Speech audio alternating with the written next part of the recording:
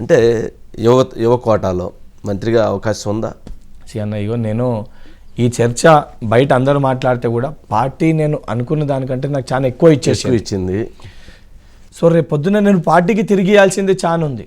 So పార్టీకి ఈరోజు కష్టం ఎక్కడైతుందో, ఇప్పుడు హైదరాబాద్లో పార్టీ చాలా వీక్ ఉంది. సో హైదరాబాద్లో యువత పాపులేషన్ కానీ మెసేజ్ కానీ హబ్, హైదరాబాద్ ఒక హబ్. ఇక్కడ మనం మార్పు తీసుకొని వస్తేనే తెలంగాణ రాష్ట్రం పైన మొత్తం ఇంపాక్ట్ ఉంటుంది. సో నా మొదటి లక్ష్యం ఏదైతుందో హైదరాబాద్ మొత్తం ఉన్న పార్టీని స్ట్రెంథన్ చేయాలి.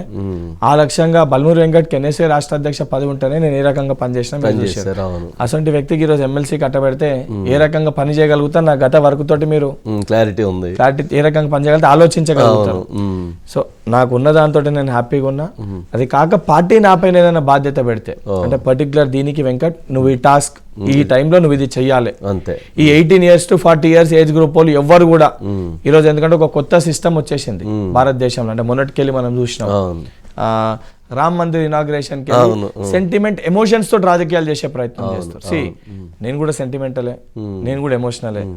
నేను కూడా పొద్దున్న లేవగానే వినాయకుడిని మొక్కుతా. నాకు కూడా మెడలో చూస్తే పెద్ద చేనే ఉంటది అన్ని దేవుళ్ళది. నేను కూడా అన్ని నమ్ముతా, నమ్మ అంటలే. But at the same time దీంతో పాటు నా ప్రొఫెషన్, నేను ఒక డాక్టర్.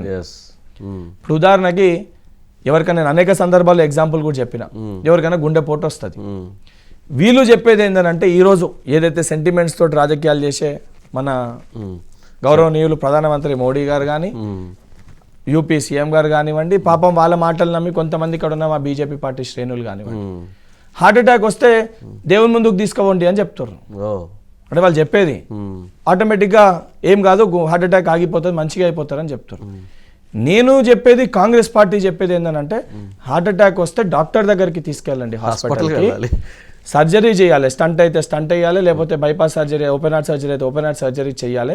సర్జరీ అవుతున్న క్రమంలో ఆ హాస్పిటల్లో ఉన్న గుడికి పోయి దేవునికి మొక్కి, దేవుడా ఆపరేషన్ సక్సెస్ఫుల్ గా ఆ వ్యక్తి మా నాన్ననా మా తాతనా బతకాలని చెప్పి మనం ఆ దేవుణ్ణి ప్రార్థిస్తే ఆ దేవుని ఆశీర్వాదము ఆ డాక్టర్ ఎవరైతే సర్జరీ చేస్తుండ్రో మన పైన ఉంటే రెండు సైమల్టేనియస్ గా అయితే మనిషి బతుకుతాడు.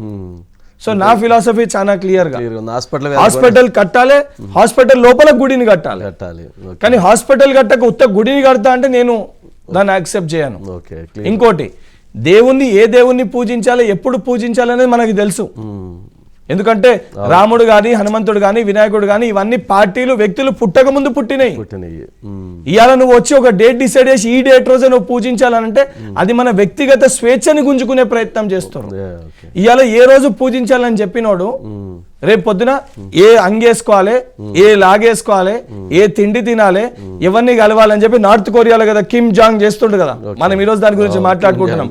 రేపు పొద్దున మన దేశంలో మన స్వాతంత్రాన్ని కోల్పోతాం. ఆ స్వాతంత్రం కోసం పోరాటం చేసిన కాంగ్రెస్ పార్టీగా, అందులో ఉన్న ఒక వ్యక్తిగా ఆ స్వాతంత్రం పోవద్దు అని ఒక పోరాటం చేయడంలో బల్మూరి వెంకట్ ముందుంటాడు. నా విజన్, ఐడియాలజీ ఏదైతే ఉందో తెలంగాణ రాష్ట్రంలో గ్రామంలో ఉన్న ప్రతి యువకునికి ఈ విషయం చెప్తా, ఈ ఎగ్జాంపుల్ చెప్తా. కాంగ్రెస్ పార్టీ హిందూయిజం వ్యతిరేకం కాదు, హిందువులకి వ్యతిరేకం కాదు.